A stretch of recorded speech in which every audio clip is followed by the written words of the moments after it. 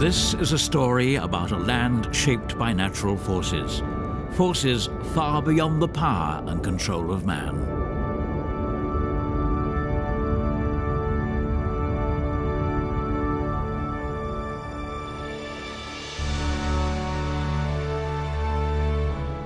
Tyrol was born from a collision of continents, a cataclysm that pushed together and piled up things once far apart.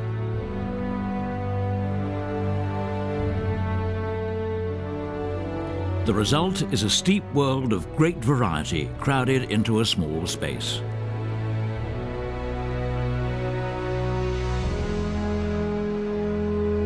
This is a land of the third dimension, the depth of a valley, the height of a ridge, its geographical direction, its position at the center or the fringe of the Alps, its inclination towards the sun, determines whether a bit of Tyrol is harsh or mild, barren or green, bone dry or overflowing with water.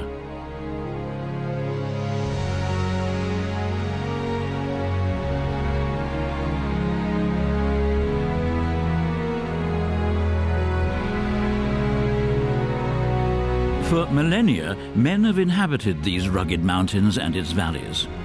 Why have they come here in the first place? What drew them into the Alps? What is the magic of these mountains?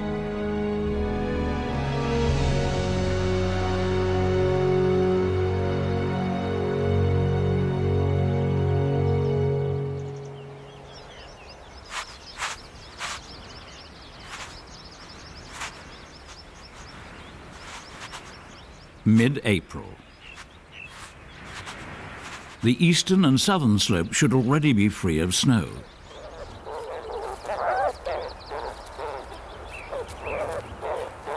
For 6 months, the marmots have not been in touch with their neighbors. Now it's time to catch up. When the snow stays longer than in normal years, the appetite for grass becomes an urge, and it's not the only one.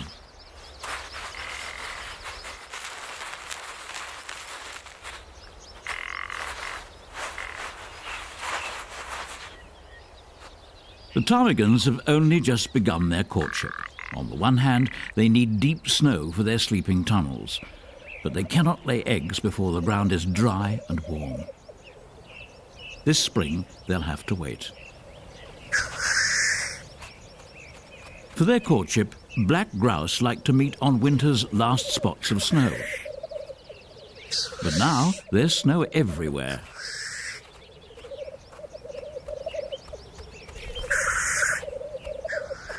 So this year, the males are still an exclusive club.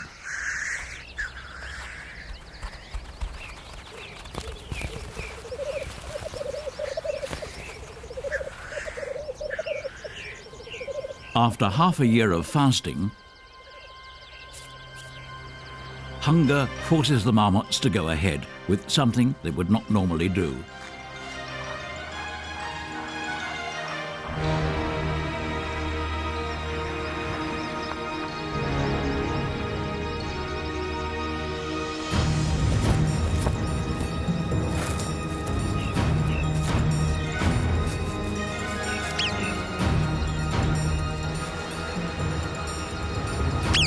When one clan member sounds a warning, all the marmots will run for cover. But now the burrow is far.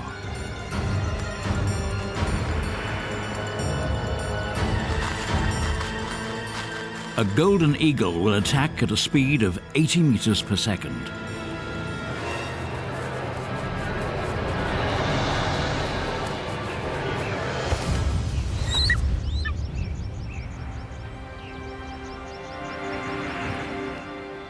Fluffing a chance like that takes a real rookie.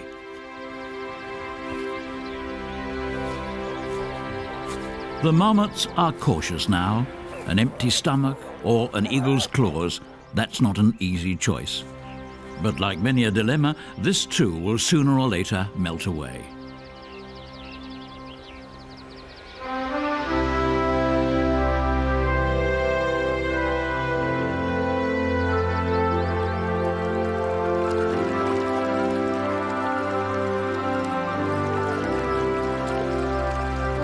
Once alpine anemones begin to beckon to butterflies, crocuses open their chalices and millions of tiny creatures come scurrying towards the sun.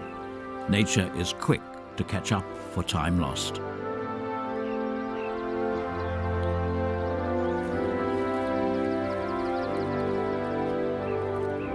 Day after day, the melting snow draws changing patterns on the rocky slopes.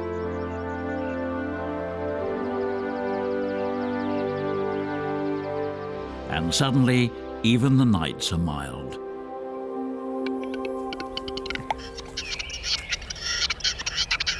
For countless generations, capercaillies have gathered in this special place to mate.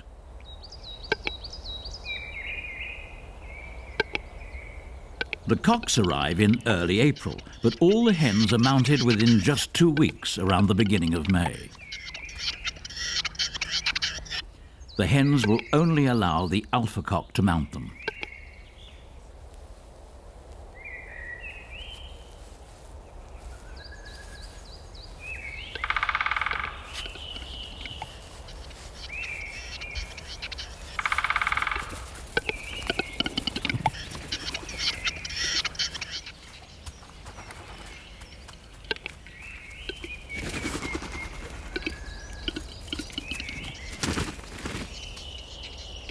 When a rival shows up, he receives a warning.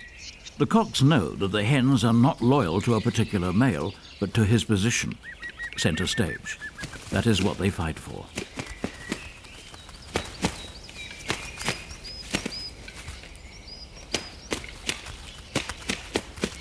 If two males of similar strength meet on the lek, it's knives out. The fighters aim for the red spot above the eye.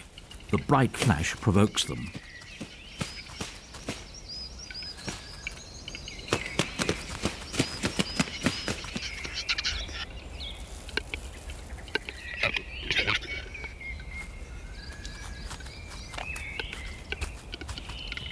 A young male sees his chance and approaches from the forest.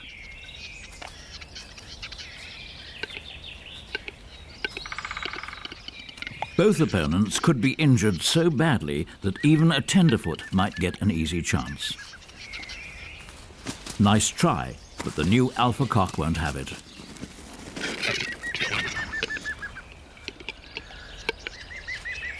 After 3 years, the old alpha has lost his status, most likely forever.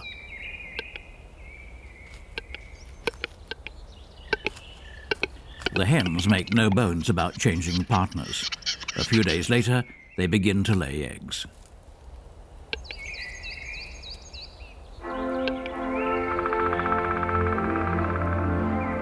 The high mountains are home to a great diversity of life. And for millennia, man has been part of it. The first humans were attracted by game.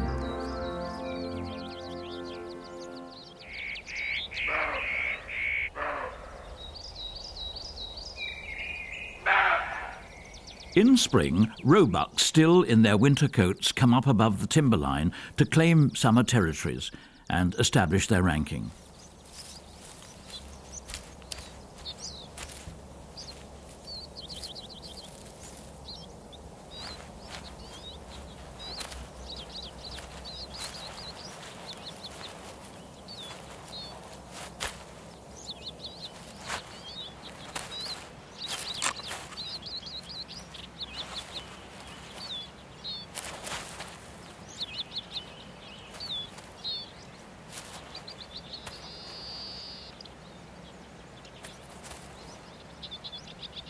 Among the peaks, the golden eagle rules.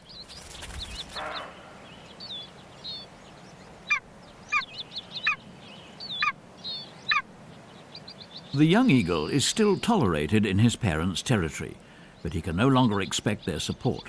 They are already busy raising the next generation. Just 1 of 5 young eagles will survive his first winter. In early spring, while he's still unskilled in hunting, he gets by on avalanche victims.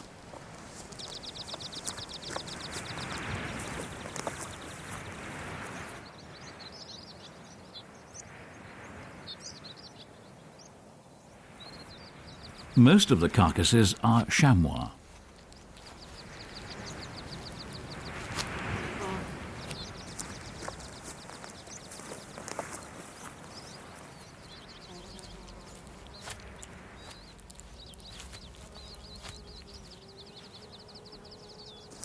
The young eagle is not yet familiar with the visitor on two legs. Trying to lift a complete chamois, that's the self-assessment of a teenager.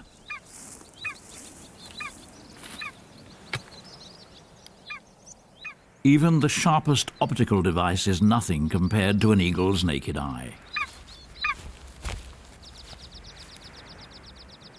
The interest is mutual.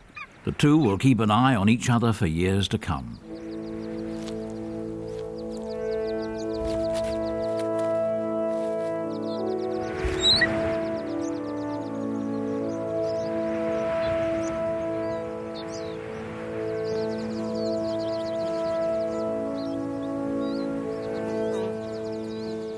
The ibex have spent all winter among the crags. Now that they are shedding their winter coats, they look mangy.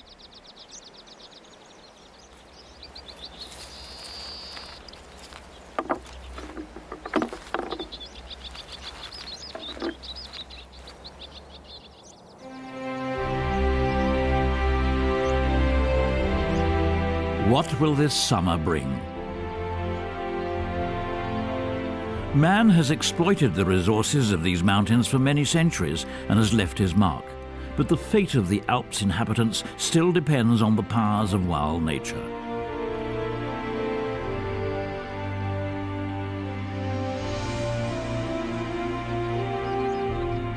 Right now, on a mild and sunny early summer day, the Alps show their smiling, pretty side.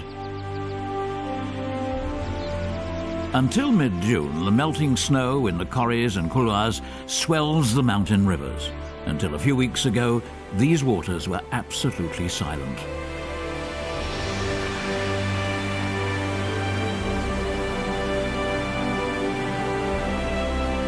And soon, at the height of summer, only a gentle murmur will remain. One can only wonder year after year at the changing music, the changing colours, the ever-changing moods of this scenery.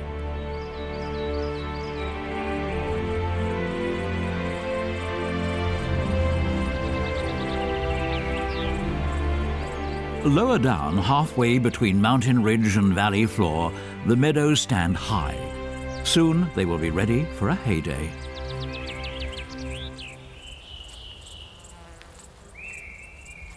This roe deer was born less than an hour ago, and it's already got two younger siblings.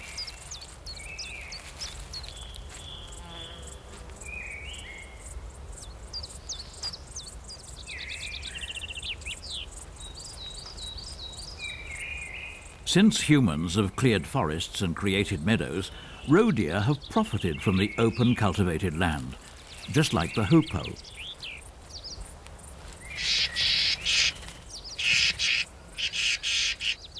As a rule, a roe deer mother will give birth to twins in the high grass, sometimes to a single kid. Triplets are a rare exception.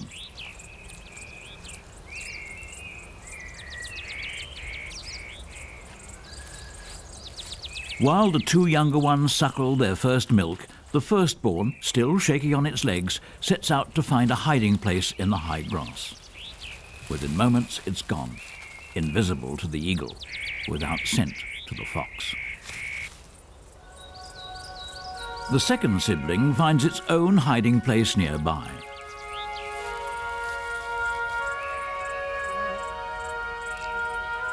The last one is led away by the mother and placed about 100 yards from the others. In this season, the entire mountain is a wildlife kindergarten.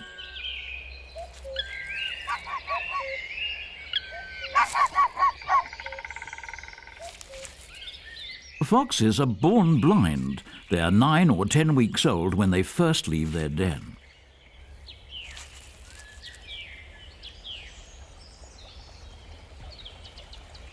In daily widening circles, they begin to explore a new and unknown realm.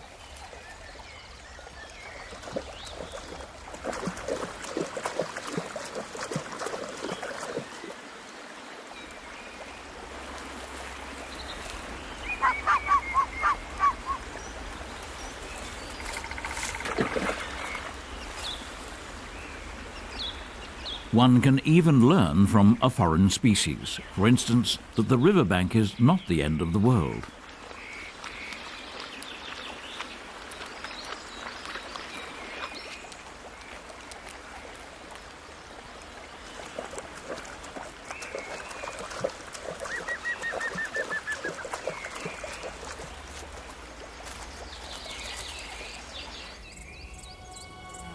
When the deer meadow stands in full bloom, it will not stand for much longer.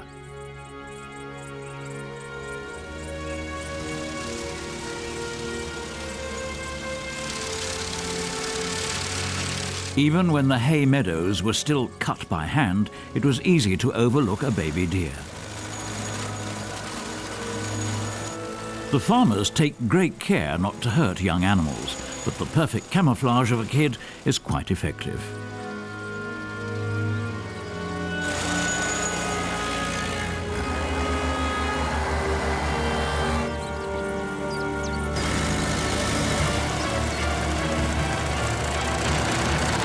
Deer kids do not flee. The closer the threat, the harder they try to be invisible.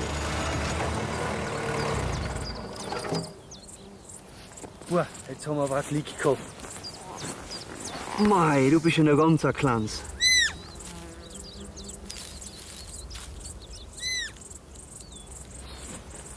Deer kids must never be touched with bare hands. The scent of human sweat would cause the mother to abandon her kid.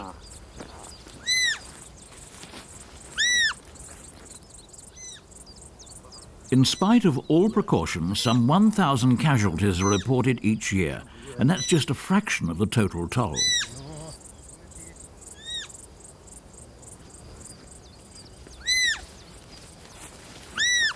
So, da bleibst du liegen, da passiert ja nichts mehr.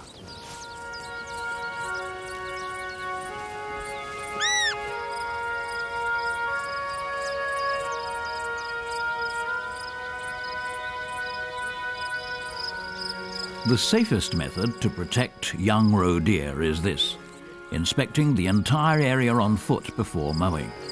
Hunters often join in to help the farmers.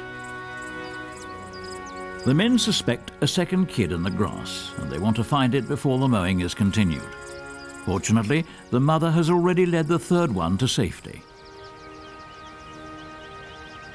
In the southern alpine valleys, where the timberline lies above 2,000 meters, roe deer inhabit high altitudes.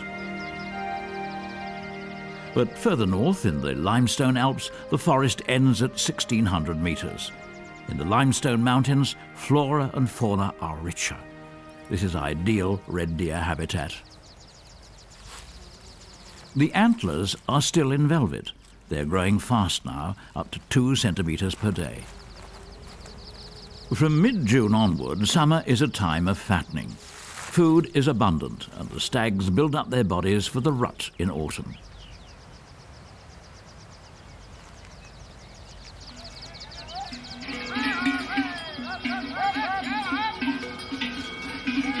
In the limestone Alps, domestic herds are driven directly from the valleys to the high pastures.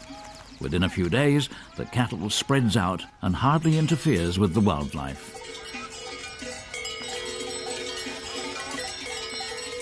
The older individuals among the red deer are familiar with these annual visitors and will not leave their usual grazing areas.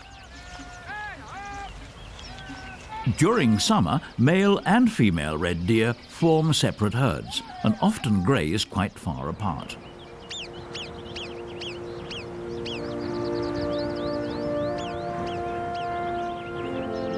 In central Tyrol, in the high mountains, eagles' nests are high above the timberline, but below the vast green meadows, the eagles' hunting grounds.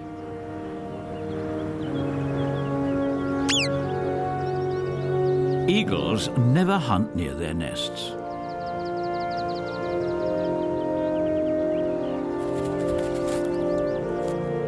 The neighbouring marmots know this and are not afraid. In early May, 2 chicks hatched within a few days.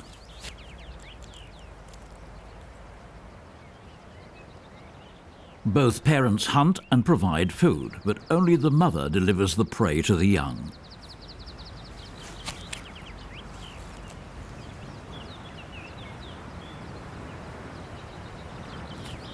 2 young eagles in one nest, both almost fledglings. That's unusual.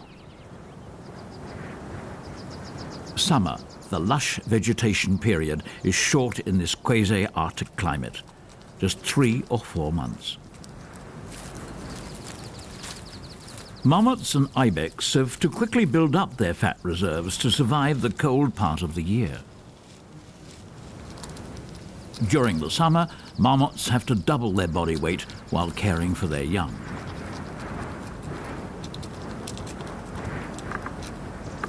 In this season, the bucks are friendly with each other.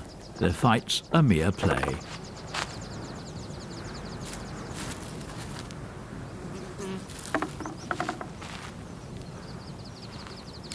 The Alps are a vast mountain range, but nowadays completely undisturbed areas, sanctuaries where large wild herds can withdraw, are few and far between.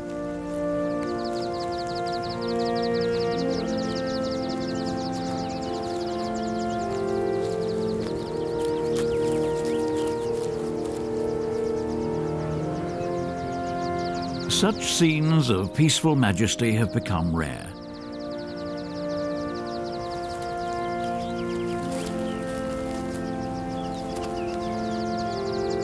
To graze and ruminate, the animals need long, undisturbed periods each day. Disturbance means stress and often panic.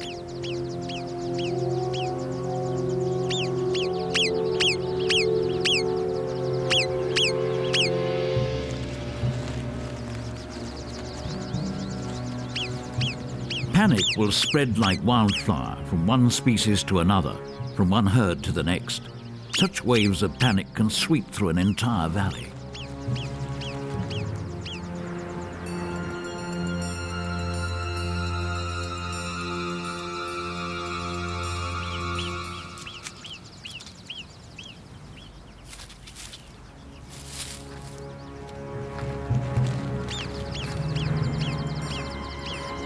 The feeling of freedom among the peaks may be exhilarating, but only for people who have no clue what they're doing when they leave recommended flying corridors.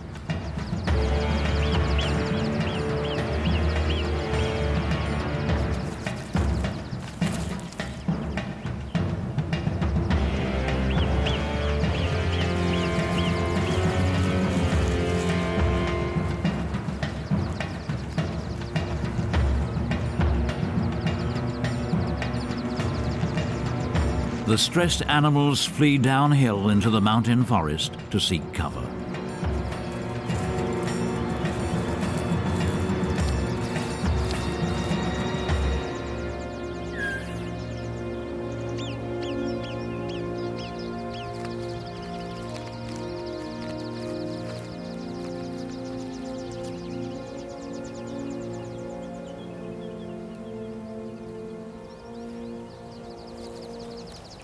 If this happens often, the animals will spend much time in the forest with far-reaching consequences.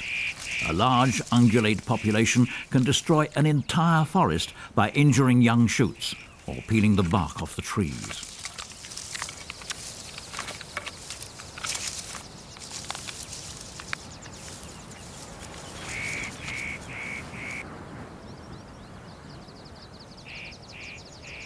The mountain forest on Tyrol's steep slopes is a vital protection for the farms and villages below. Even the most elaborate technical constructions cannot replace a healthy forest as a measure against avalanches and landslides.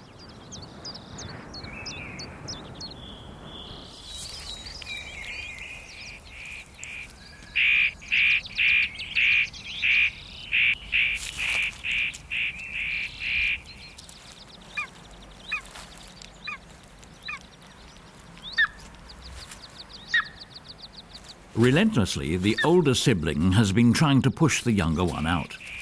The struggle has taken its toll. Young eagles will usually fly by the end of July, and now it's early August.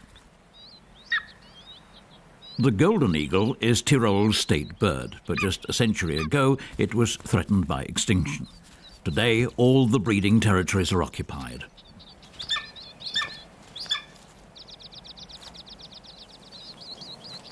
For days, this buck has been following the doe around. Once every 1 or 2 hours, they have been mating.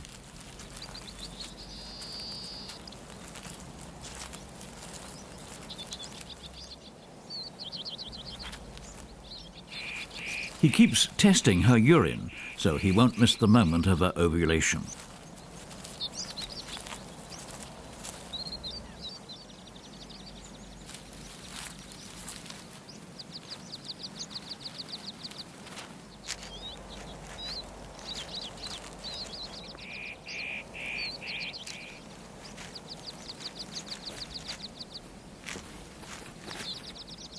Roebucks mark their territory with the secretion from the base of their antlers and from their legs.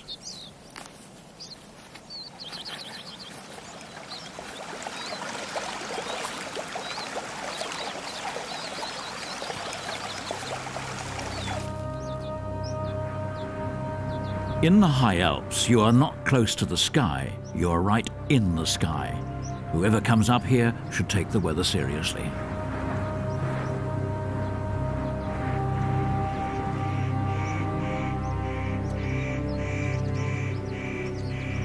Sepp, schau mal auf. Das Wetter passt mir nix. Du ziehst gewandt da mal sein, schon gleich mal. Less than an hour ago, the sky was blue. The hunters are worried, and rightly so. Ja, aber jetzt wohl. Jetzt packen wir zusammen. Climbing up here took hours. That'll be too long for the way back. A dry electric storm above the timberline is deadly.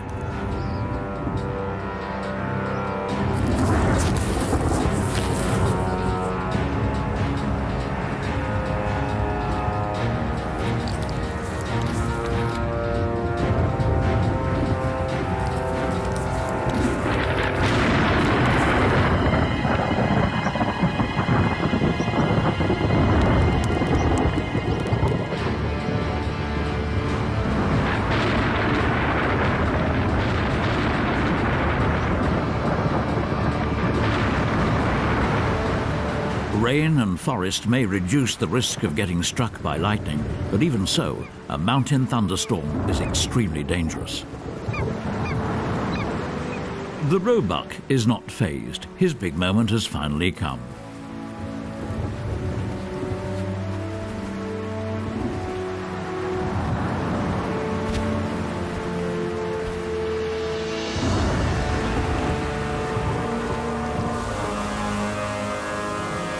Huge volumes of water run off vast rock surfaces and are funneled through deep ravines. The thunder of these rush floods is not the sound of water. It's the sound of masses of rock debris that's washed into the valleys.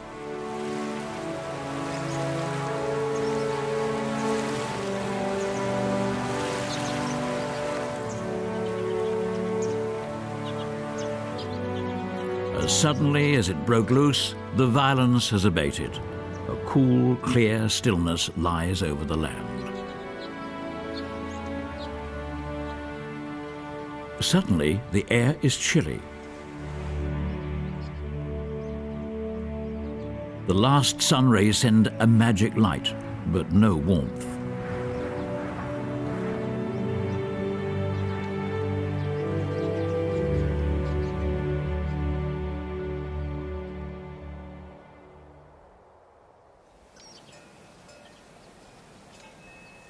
Even a blind man can feel the snow wind. The summer is over. The grass on the pastures has been eaten or burnt by frost.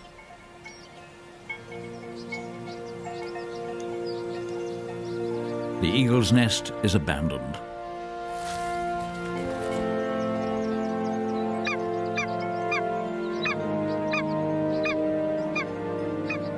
The young eagle has survived the first struggle of his life. The next one will be tougher. Winter is a mighty foe, but he's not alone.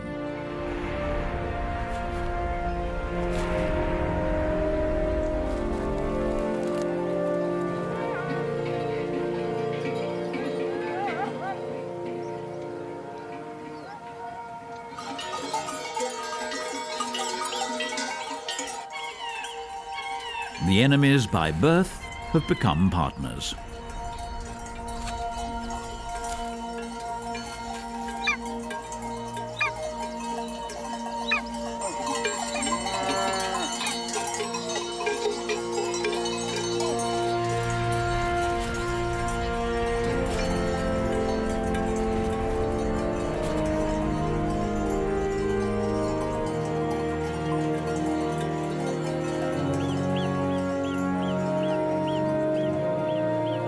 Mid-September, time for one of nature's most exciting spectacles in the high Alps.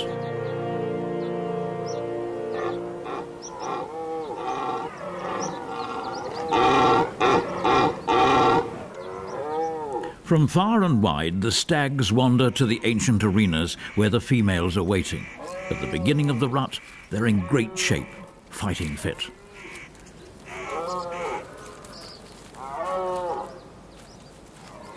Dominant males defend their harems and are ready to fend off any rival.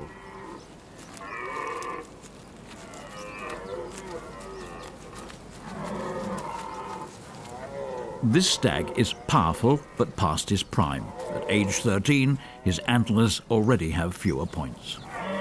The lord of the arena. The ends of his antlers form a sweeping crown. He keeps his harem together day and night.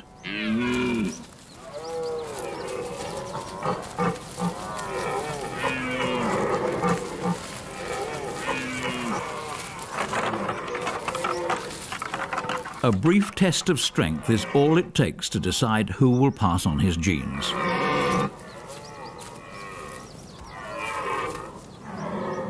Genes are a hunter's main concern when he takes out an animal.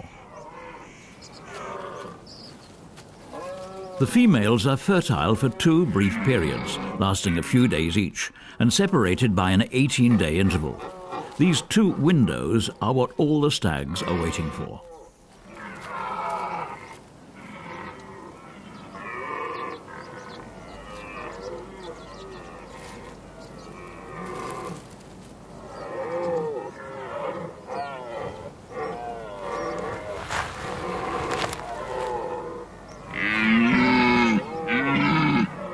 A 3-year-old.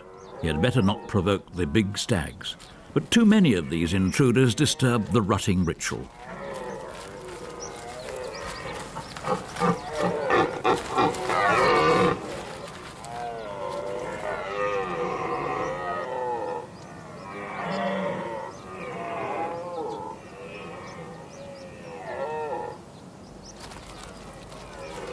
Another intruder, an old acquaintance.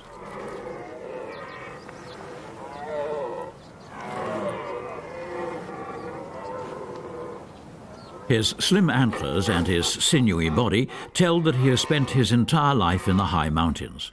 For him, the days of keeping his own harem are over.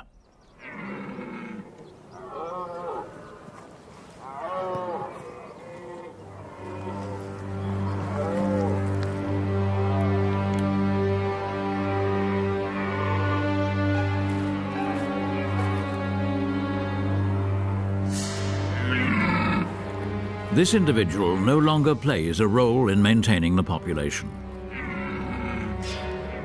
To enable a sure shot, the stag must be at the right distance and stand motionless for a few moments and at a good angle.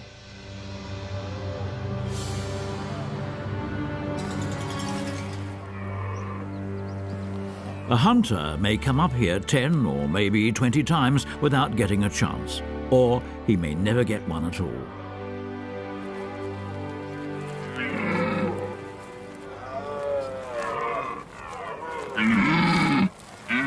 The alpha has shooed the old stag away and saved his life. His own life is saved by a strict age quota.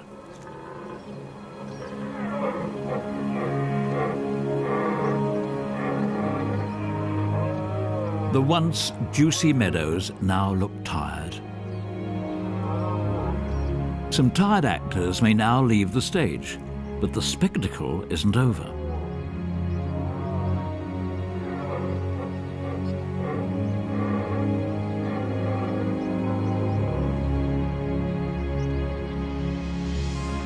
The night frost sifts the fog from the clear air.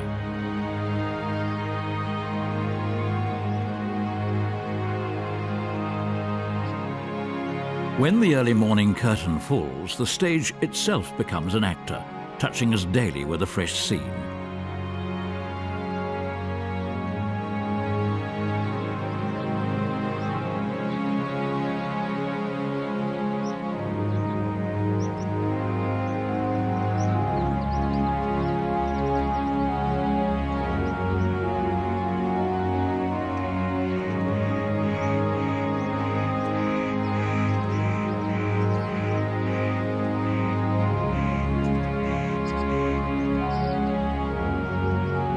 Early November, the larch trees still haven't shed their golden needles. All the red deer females are pregnant now. The rutting herds gradually dissolve. Male and female animals are going their separate ways. The stags now have a haggard look, having lost up to 1/4 of their weight. Only a few weeks remain for recovery before the snow comes to stay.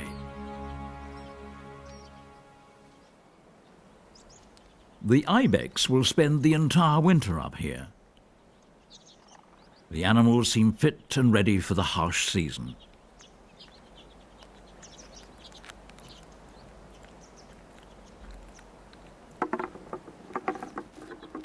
Even now, the sparring of the bucks is not serious. Their hierarchy is clear, and the rut is still a long way off.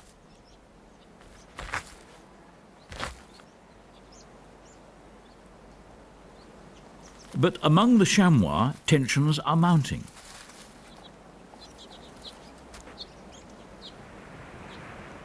The females will keep their kids until next summer.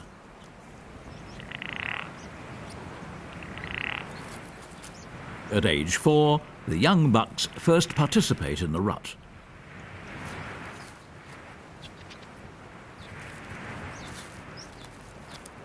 They stake out their rutting territories with scent marks.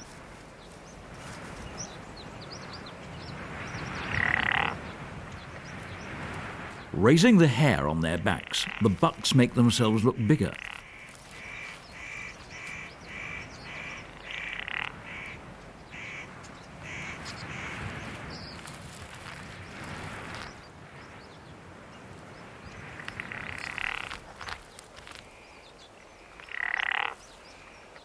Grandstanding wherever you look. The wind carries a potent stench. The bucks keep spraying their bodies with urine and sperm. This perfume is provocative.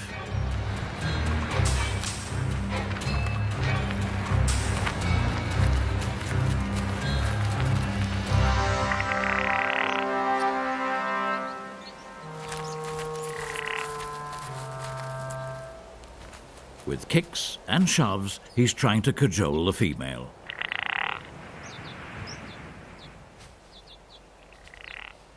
But she isn't ready. The pair needs 4 to 5 days and dozens of copulations before the decisive moment comes.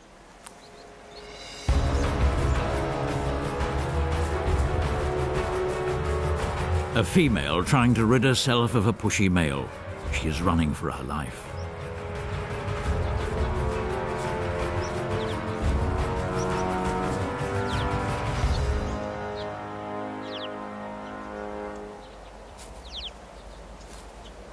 Fresh snow and cold weather do not cool the mood of rutting chamois. On the contrary, this is the hottest phase of the rut.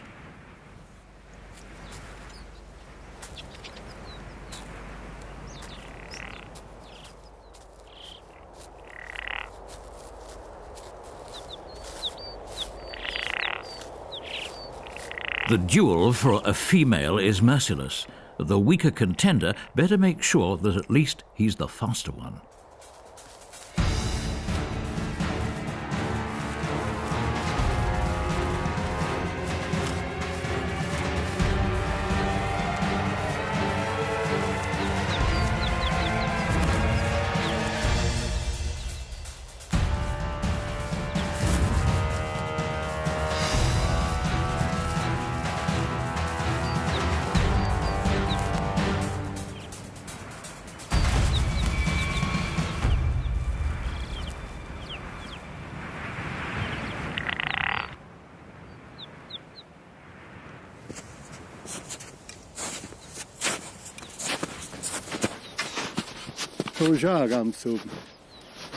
Elsewhere, hunting may be a sport. In the Tyrolean Alps, it's part of an ongoing coexistence of man and nature.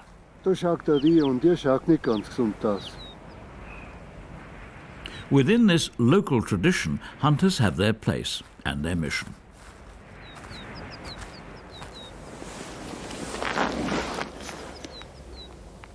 After the exertions of the rut, the chamois are weakened, and their resistance against diseases is diminished. The scabies could turn into an epidemic. It's been known to wipe out populations of chamois and ibex. Die rijden, die müssen wir schießen.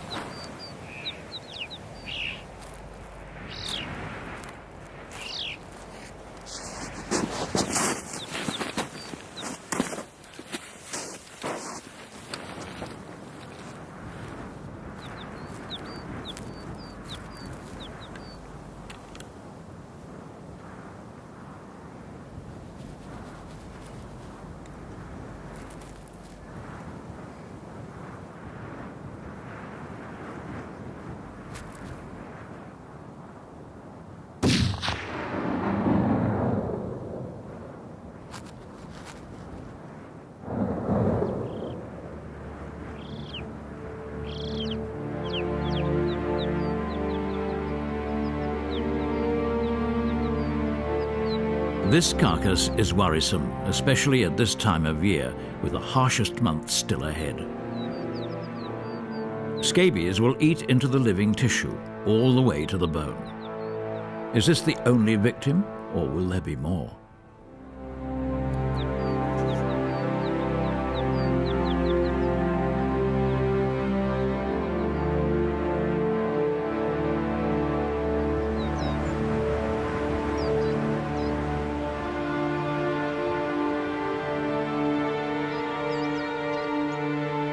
In the chamois habitat, various extremes add up. Extreme topography and extremes of precipitation along the northern fringe of the Alps. When the snow piles up higher and higher and cuts off the chamois from their grazing, they descend to a lower level. In this weather, hunger and exhaustion are serious threats. Alone in such conditions, animals soon meet their limits. They can only survive as a group.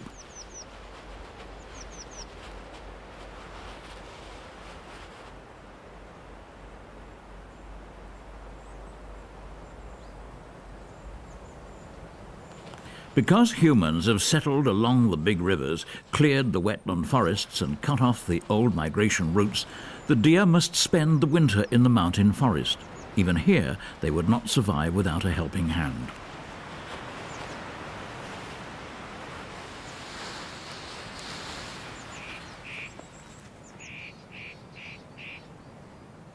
The chamois, in contrast, have always spent the winter in the high mountains. They remain fully active and survive even the harshest winter without help. Only during snowfall do they wander below the timberline.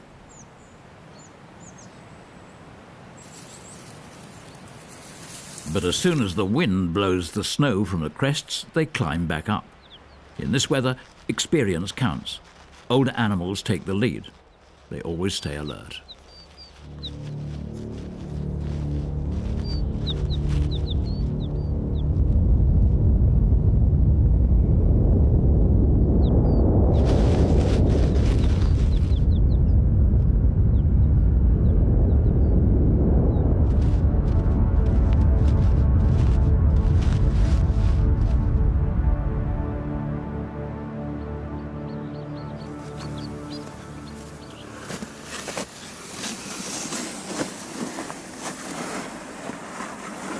Feeding places can direct red deer and roe deer to areas where they cause lesser damage to the mountain forest.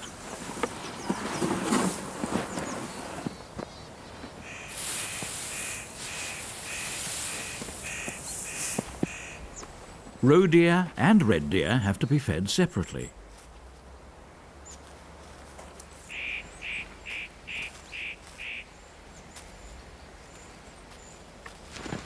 During the winter months, red deer need very little food. Fattening the animals now would be unnatural and unhealthy.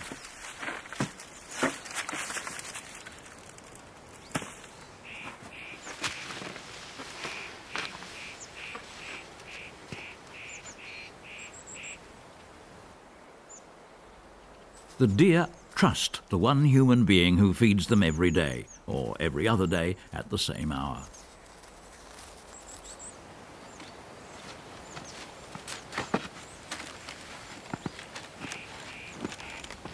The animals are familiar with his scent and his voice. The presence of other people would send them into a panic.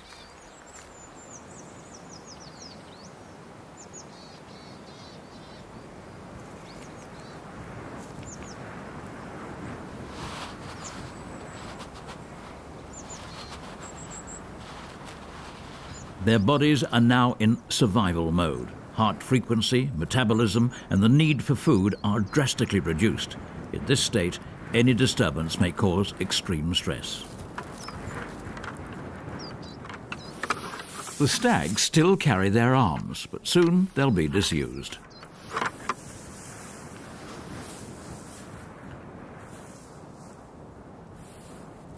The roebuck's antlers are already in velvet. In a few days, they will be clean and sharp.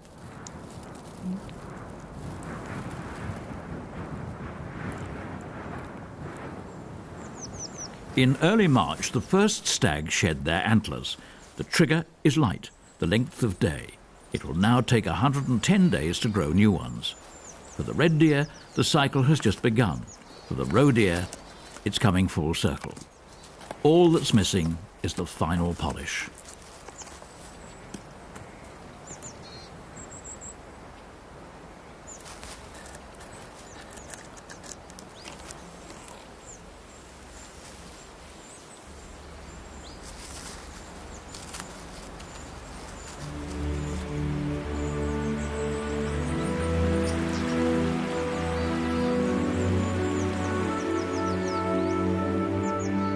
Once the wild herds in the mountain forest have survived the winter.